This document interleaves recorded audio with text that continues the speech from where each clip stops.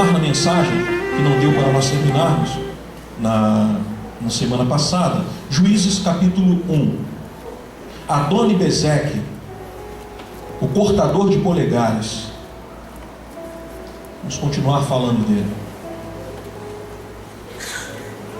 Juízes capítulo 1.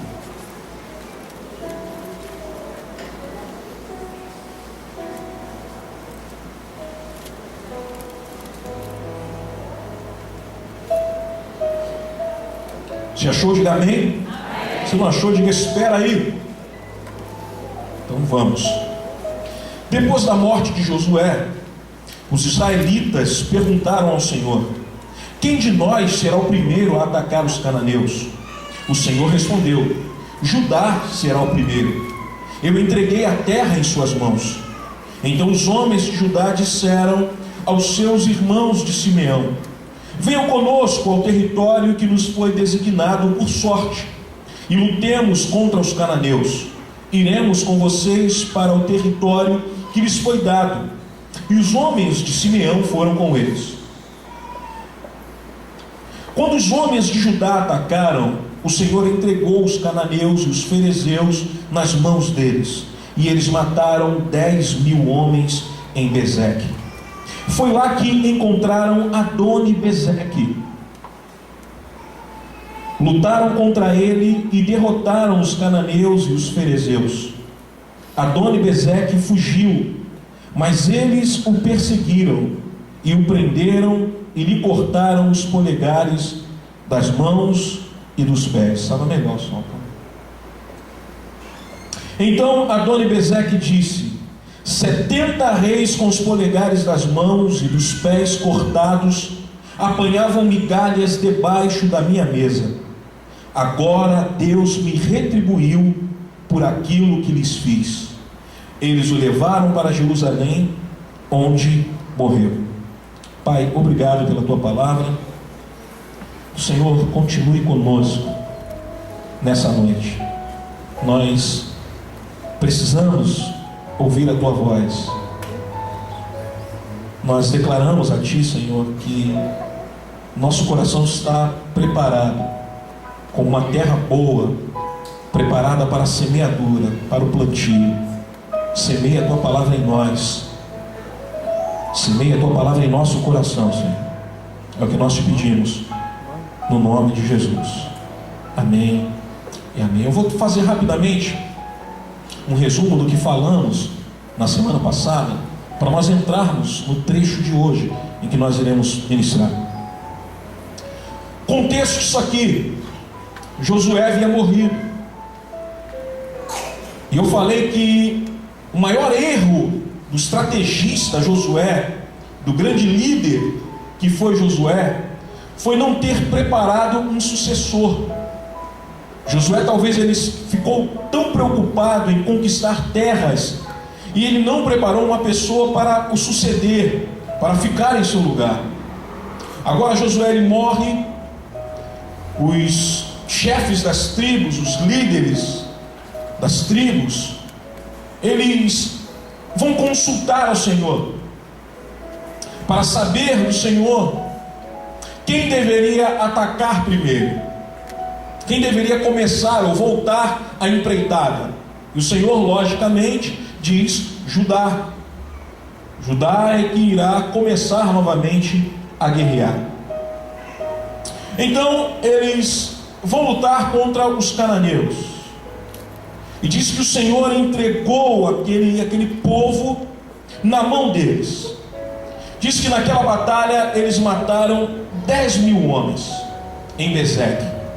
Mas diz que lá também eles encontraram um rei, um homem chamado Adoni-Bezeque.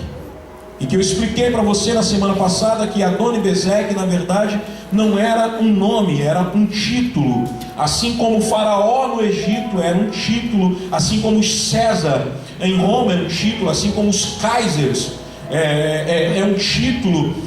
Também Adoni-Bezeque não era um nome, era um título. Eles encontram esse homem, um homem muito poderoso, um homem mau naquelas terras, um homem soberbo e prepotente, e que O próprio título, o seu próprio nome mostrava quem ele era. Adoni-Bezeque, quer dizer o Senhor de Bezeque. E era esse o nome do título. Era esse a tradução desse título. O Senhor de Bezeque. Esse homem, quando ele conquistava terras inimigas, ele tinha uma maneira peculiar de tratar os seus inimigos. E qual era a maneira peculiar que ele tinha de tratar os seus inimigos? Ele pegava os seus inimigos, o rei inimigo, o rei derrotado, e ele cortava os polegares das mãos e dos pés desses reis. O interessante é que ele relata que ele já havia conquistado 70 reinos. 70 reis ele havia derrotado. Ele havia cortado os polegares dos pés e das mãos de 70 reis, e que agora ele mantinha esses 70 reis submissos a ele, comendo das migalhas que caíam de sua mesa, debaixo de sua mesa, esses 70 reis.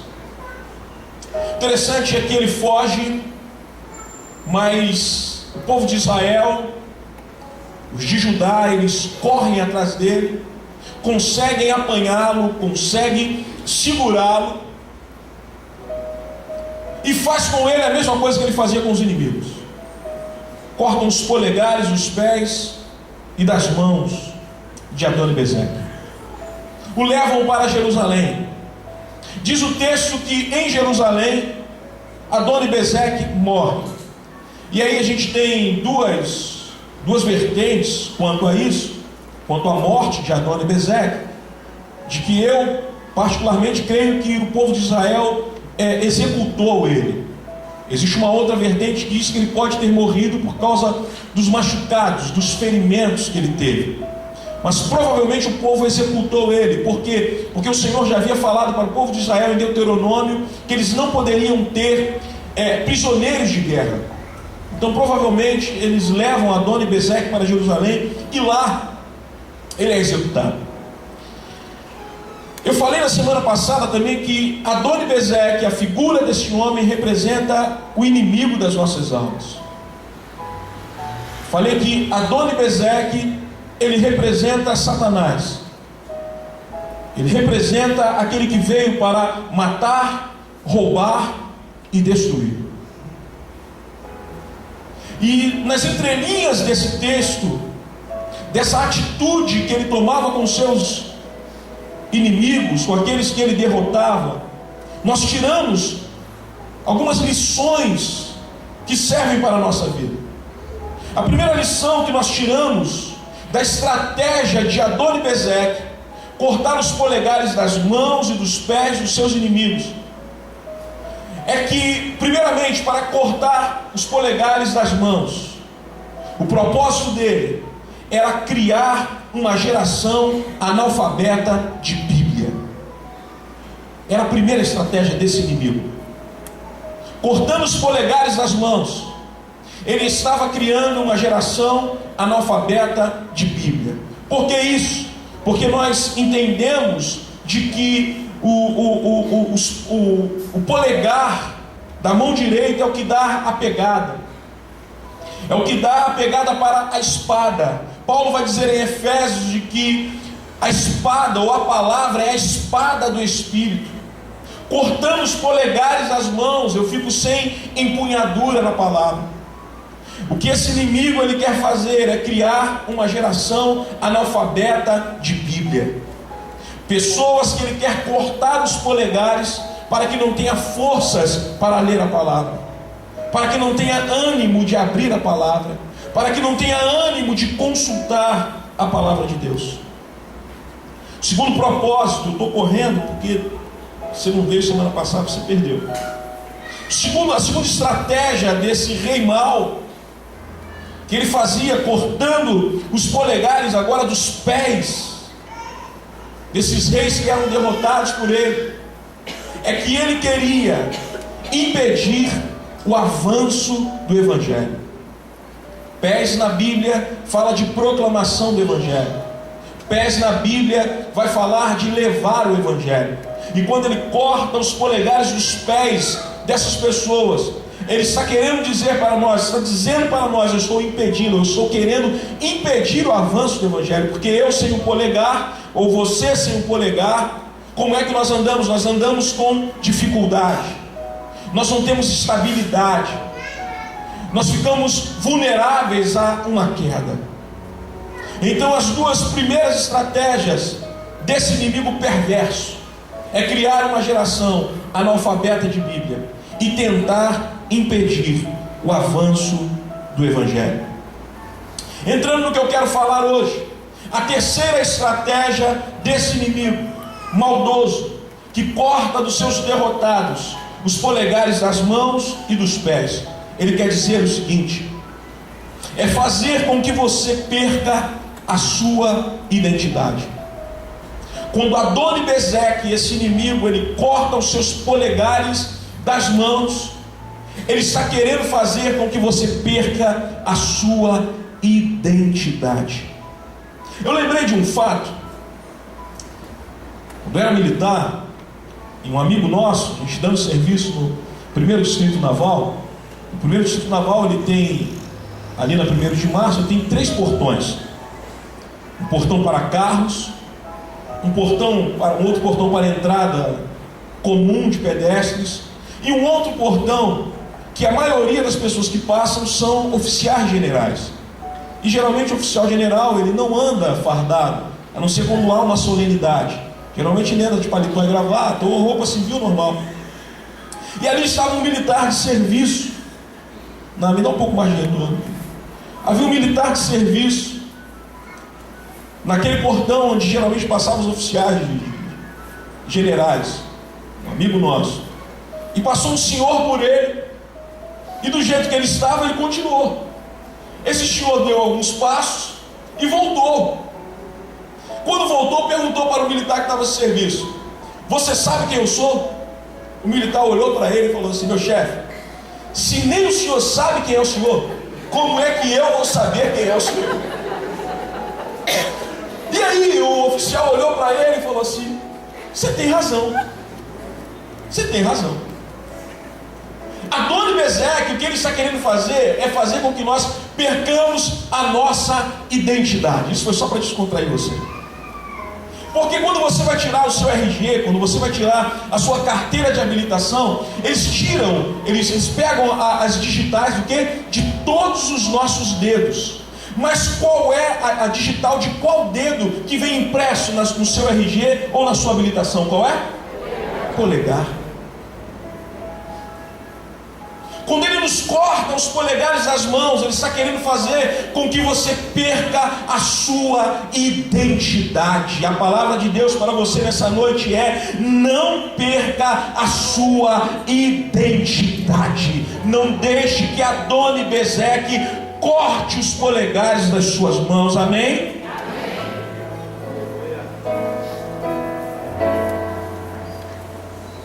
O que Adoni-Bezeque fazia quando ele cortava os polegares das mãos das pessoas?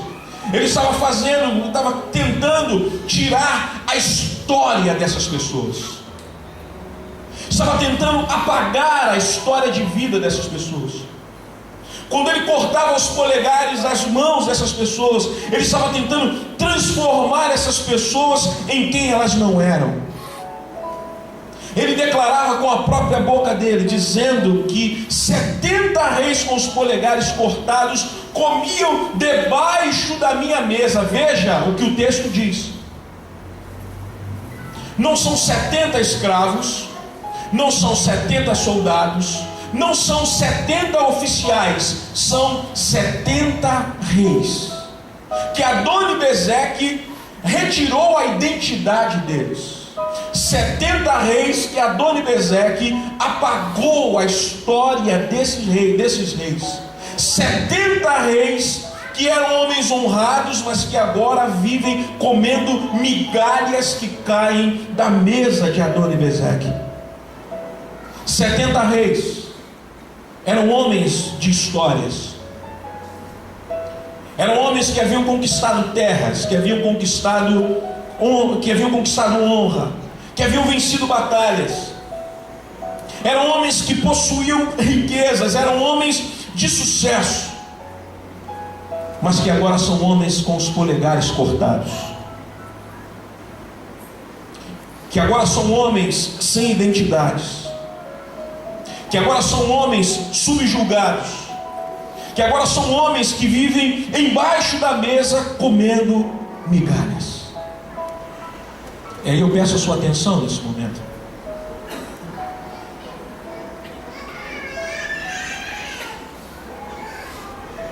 De quantas pessoas que nós conhecemos que já se assentou na mesa do rei, já participou de banquetes com o rei,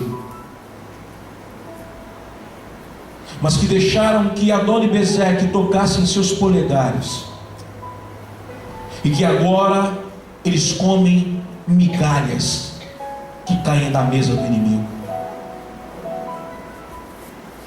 Quantas pessoas que tinham o seu lugar marcado na mesa do rei?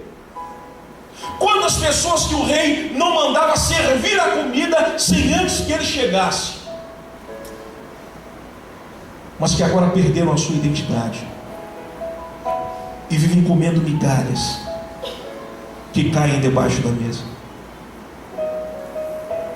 Vejam que eles eram reis, mas agora eles são confundidos com escravos. Porque Adoni-Bezeque, além de cortar os polegares das mãos, ele cortava os polegares dos pés. E eu expliquei aqui na semana passada que a alparca, a sandália que era usada, sem o polegar do pé não dava para usar sandália, porque ela era presa no polegar. Se não dava para usar sandália, tinha que andar descalço. E quem é que andava descalço naquela época? Escravo. Eram reis, eram pessoas honradas, mas que perderam os seus polegares, que perderam a sua identidade, e agora elas são confundidos com escravos. Quantos que viveram uma vida com o Senhor? Quantos que viveram uma vida com o rei? Quantos que se assentaram na mesa do rei, mas que hoje são confundidos com escravos? Quantos que eram bonitos, que passavam por você, você olhava, nossa, que menina bonita, nossa, que rapaz bonito, mas que hoje até a sua fisionomia mudou, porque Adoni-Bezeque o fez de escravo, perdeu a sua identidade. Veja a preocupação do pai e do filho pródigo. Você sabe que na parábola do filho pródigo, o pai é o Senhor. E veja a preocupação quando o filho pródigo, ele volta para casa. O pai manda dar um banho, trocar de roupa, pegar um anel, preparar a festa e calçar sandália nos pés dele. Eu não quero que o meu filho seja confundido com um escravo. Eu quero falar com você nessa noite. Você que se assentou na mesa do rei, você que participou de banquetes na mesa do rei, você que tinha cadeira cativa na mesa do rei, mas que por algum motivo, razão ou circunstância, você deixou que o inimigo, Adoni-Bezeque, cortasse os seus polegares, e hoje você é confundido com escravo, não é mais parecido com um filho.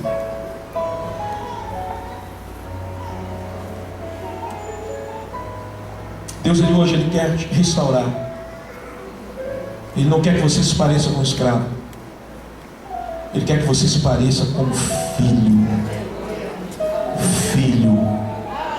Há um banho para Ele te dar, há roupa para Ele trocar, há um anel para Ele colocar no teu dedo, e a sandália para Ele calçar os seus pés. Ele quer que você se pareça com filho e não com escravo. Veja só essa questão de filho como é importante. Jesus, quando ele foi tentado no deserto, duas frases que Satanás mais usa contra o Senhor: se tu és o Filho de Deus, e está escrito. Por que isso? Porque o inimigo ele tenta colocar dúvida no coração de Jesus quanto à sua filiação, quanto à paternidade de Deus. Ele tenta colocar dúvida, e não é isso que acontece muitas das vezes conosco.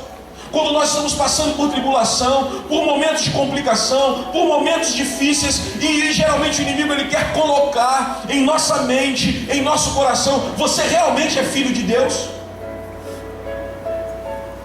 E você às vezes diz: sim, eu sou filho de Deus. Mas se você é filho de Deus, por que você está passando por isso? Por que você está passando por essa situação? Por que você está passando por esse desemprego? Por que você está doente? Por que a sua família está com problema?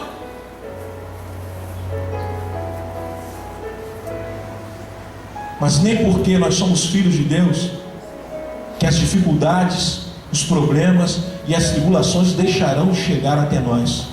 Chegarão, mas porque nós somos filhos de Deus, Ele vai nos ajudar a passar, e nós iremos passar e triunfar em nome de Jesus. 1 Pedro capítulo 5, a partir do verso 8, Pedro escreve assim: sejam sóbrios e vigiem. O diabo, o inimigo de vocês, anda ao derredor como leão, rugindo e procurando a quem possa devorar.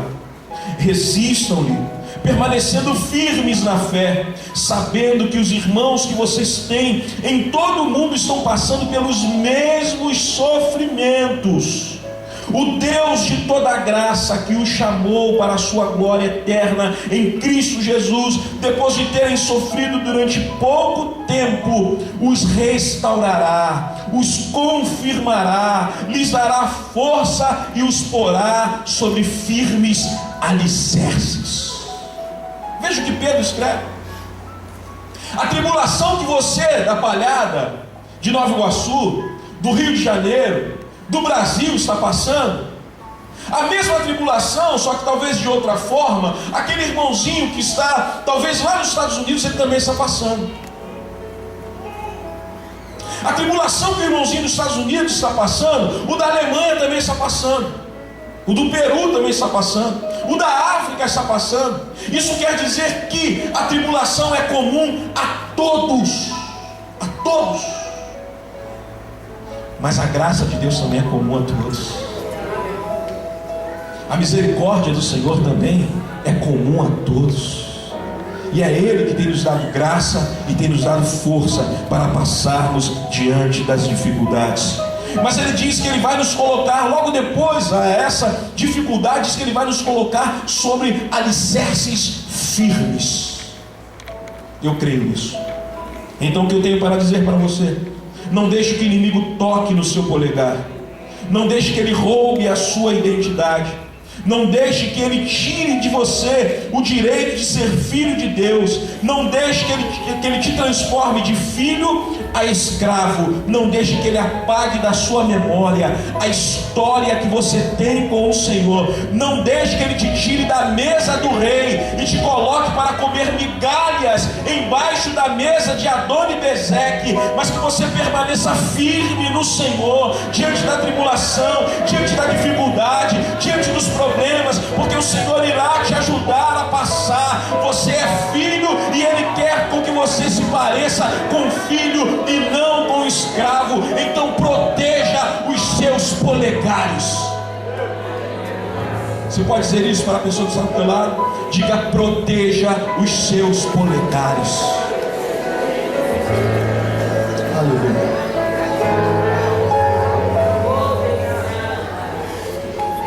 Proteja os seus polegares. Aleluia.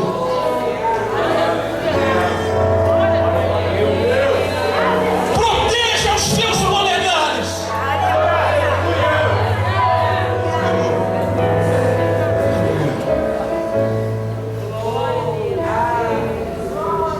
A quarta estratégia de Adoni-Bezeque é fazer com que você perca o equilíbrio e pare de caminhar. A quarta estratégia de Adoni-Bezeque é fazer com que você perca o equilíbrio e pare de caminhar.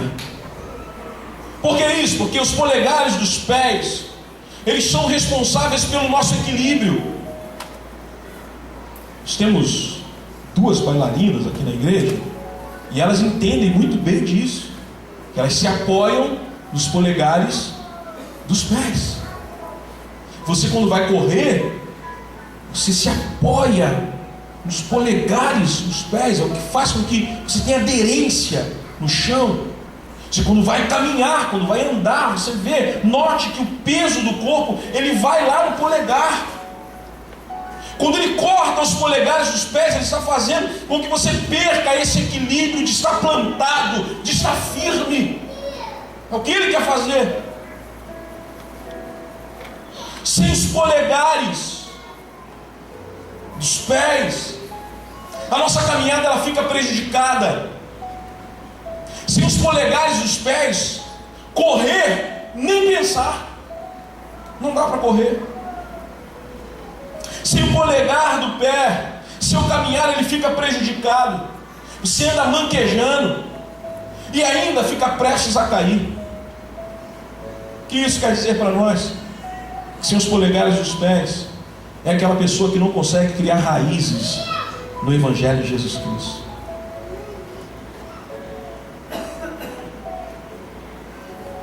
Sem os polegares dos pés, é aquela pessoa que não consegue se enraizar no Evangelho. Está sempre, ó. Já viu a pessoa que não tem equilíbrio? Sempre quase caindo. Quando Adoni-Bezek corta os polegares dos pés, ele quer te deixar assim, uma pessoa desequilibrada, com desequilíbrio espiritual. Quando ele corta os seus polegares, ele quer fazer de você aquele levanta e cai. Aquela pessoa que cai à toa. Quando ele corta os seus polegares dos pés, ele quer fazer de você um ser cambaleante. Quando Adoni-Bezek corta os polegares dos pés, ele quer fazer de você um crente folha seca. Sabe o que é o crente folha seca? É levado por qualquer vento.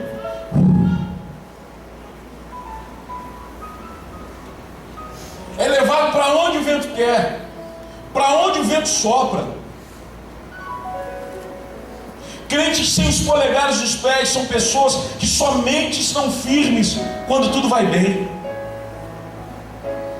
Porque quando tudo vai mal, ele está fraco. O inimigo vem e decepa os polegares deles. Tudo vai bem, ele está de vento em popa. Jesus é bom, Deus é bom, eu vou para a igreja, e o louvor é bom, e a música é bom, e tudo é bom, mas quando o negócio está mal, ele vira folha seca. Salmos 40, versículo 1, o salmista diz assim: coloquei toda a minha esperança no Senhor. Ele se inclinou para mim e ouviu o meu grito de socorro. Ele me tirou de um poço de destruição, deu de um atoleiro de lama, pôs os meus pés sobre uma rocha e firmou-me num local seguro. Isso é crente com os polegares nos pés. É crente que está firme. É crente que não é abalado. Vem o problema, vem as dificuldades, mas a gente permanece de pé. Às vezes a gente vai lá embaixo, mas logo em seguida a gente volta de novo. Às vezes vem a pancada que arreia o nosso ombro, mas logo em seguida a gente levanta o ombro de novo. Ser crente com os dois polegares. O Senhor, Ele quer devolver os seus polegares hoje. Ele quer dar firmeza aos seus pés e colocá-lo sobre uma rocha. Quinta estratégia do inimigo. A quinta estratégia de Adoni-Bezek é te desabilitar para a batalha. A quinta estratégia de Adoni-Bezek é te desabilitar para a batalha.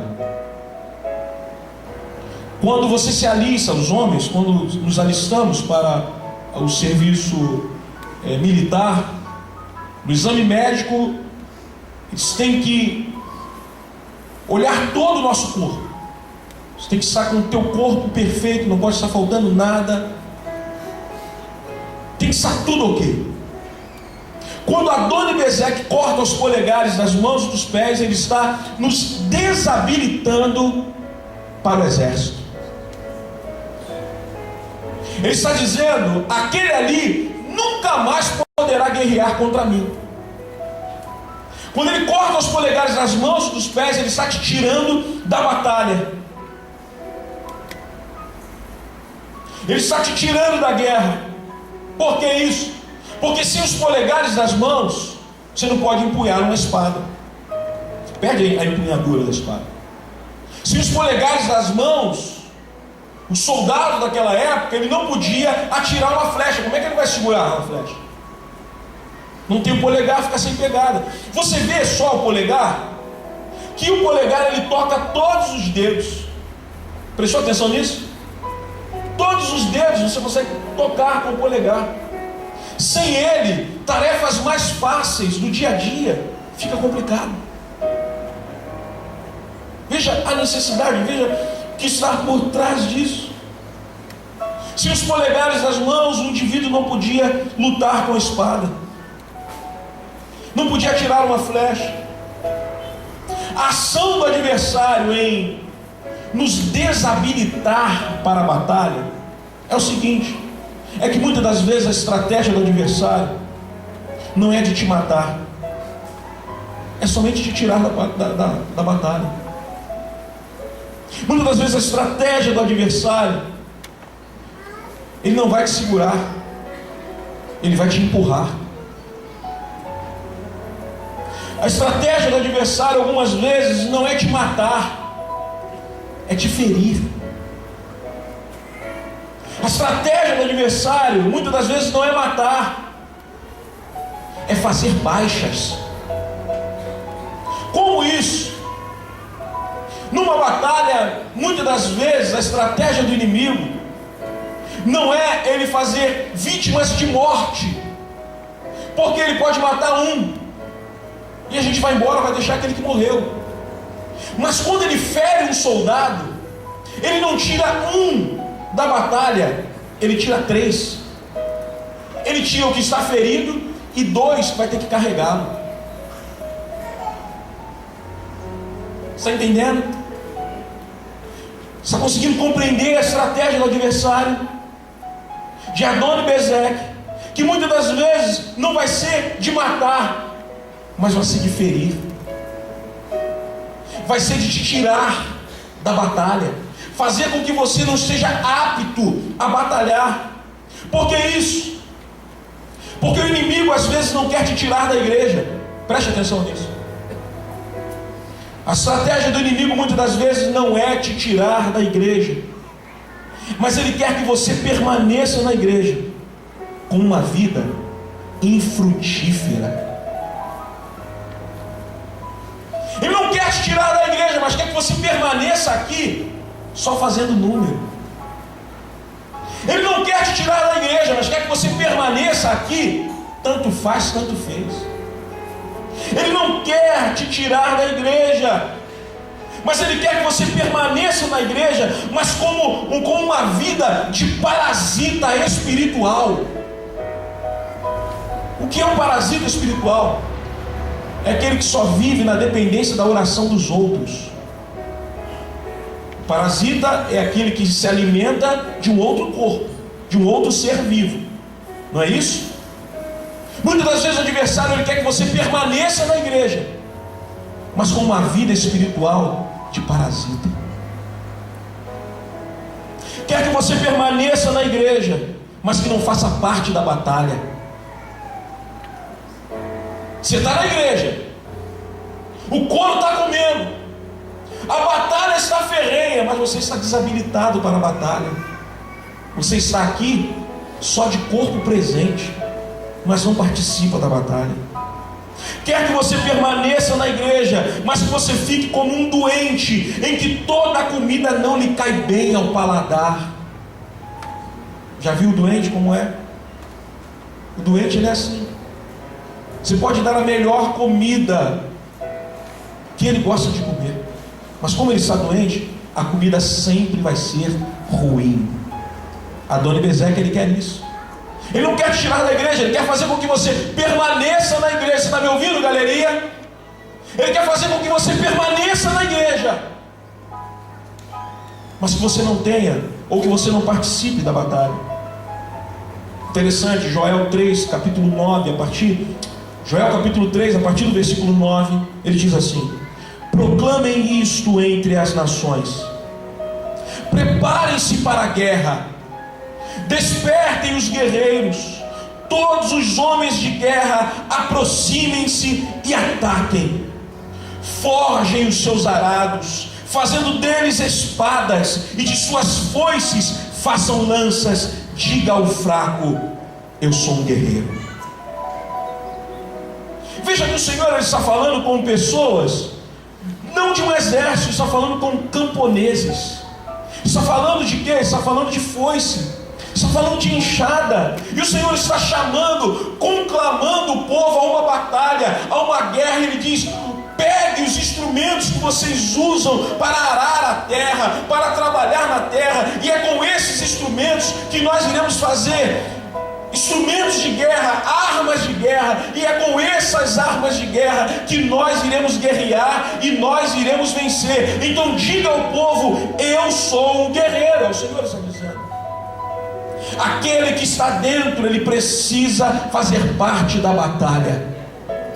Aquele que está dentro, ele precisa participar da guerra. Deus te alistou para o exército de Cristo, e o exército de Cristo, ele vive em batalha, e não é uma batalha contra carne nem sangue, mas é uma batalha contra principados e potestades, contra as hostes espirituais as hostes espirituais da maldade. Então, querido, se você continua dentro da igreja, mas desanimado, dentro da igreja, mas não está, somente de corpo presente, Deus hoje, nessa noite, Ele está te chamando para guerrear.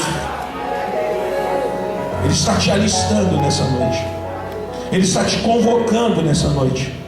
Ele quer te habilitar e te alistar novamente para a batalha. Deus quer devolver seus polegares. Ele quer devolver a sua habilidade de lutar, a sua habilidade de guerrear. Ele quer que você entre novamente combatendo com o Senhor. Ele quer que você novamente se reerga. Ele quer te levantar novamente. Ele quer te habilitar novamente para a batalha, em nome de Jesus.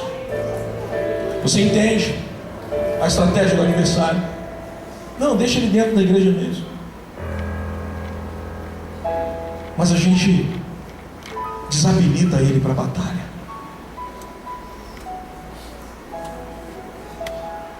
A gente já conseguiu que ele seja um analfabeto de Bíblia. A gente já conseguiu, cortando os polegares dos pés, com que ele avance bem lento no campo de batalha. A gente já conseguiu desabilitá-lo para a batalha. Deixa ele lá dentro mesmo, porque ele não oferece risco nenhum para nós. Eu lhe convido a você oferecer risco ao inimigo. Você entende isso? Você pode falar isso para uma pessoa que está do seu lado. Diga: ofereça risco ao inimigo, em nome de Jesus. Em nome de Jesus.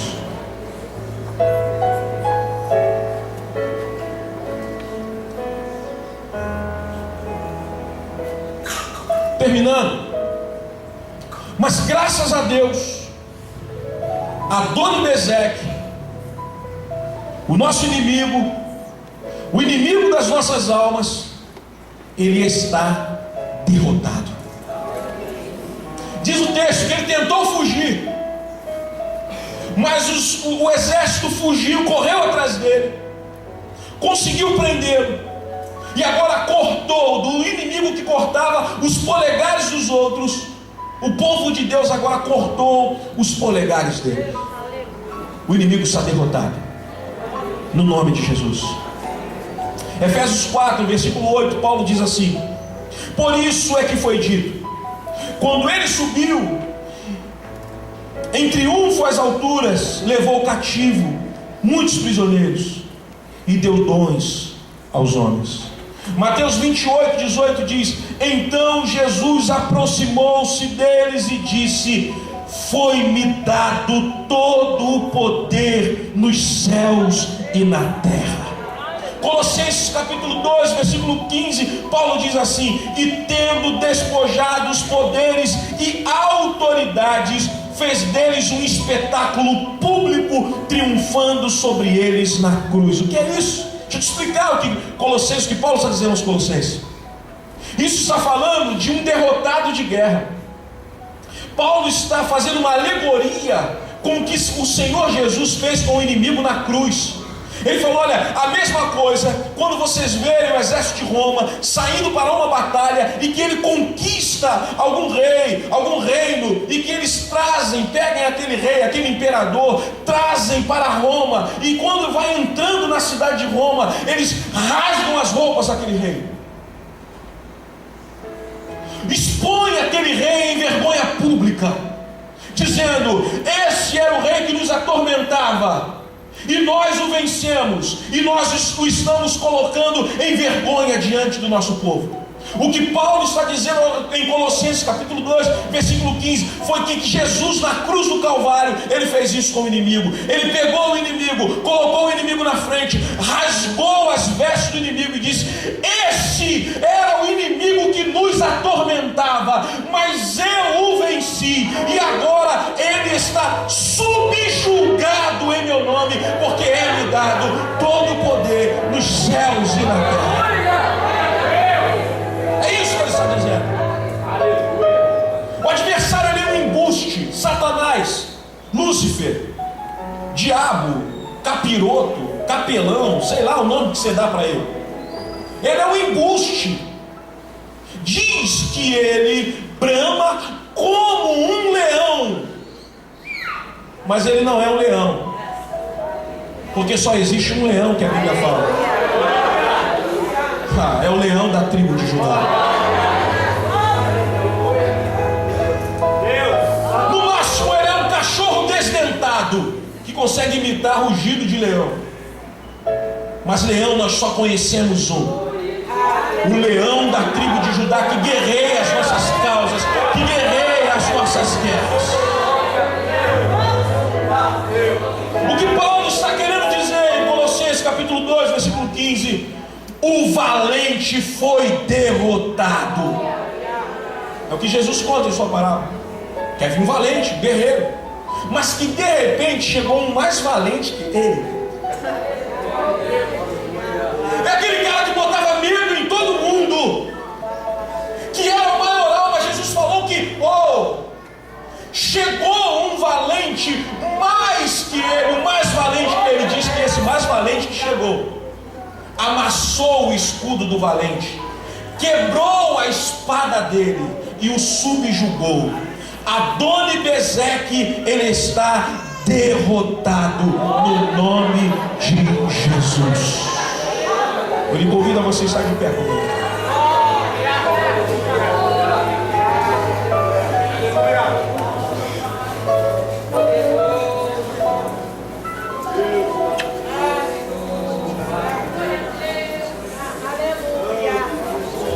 Nós falamos sobre estratégias desse rei mau, mas que as estratégias dele só dá certo quando nós não vigiamos, quando nós não nos alimentamos com a palavra de Deus, quando nós não colocamos a nossa vida diante do Senhor. Ele pode se levantar, ele pode rugir como um leão, mas maior é o que está em nós do que o que está no mundo. O Senhor é contigo. Cuide dos seus polegares. Não deixe os polegares à mostra. Não deixe que o adversário toque em seus polegares. Não deixe que ele tire a sua intimidade. Não deixe que ele faça com que você seja um analfabeto de Bíblia. Não deixe que ele te deixe um crente desequilibrado, mas que você esteja com seus pés firmes na rocha que é o Senhor Jesus.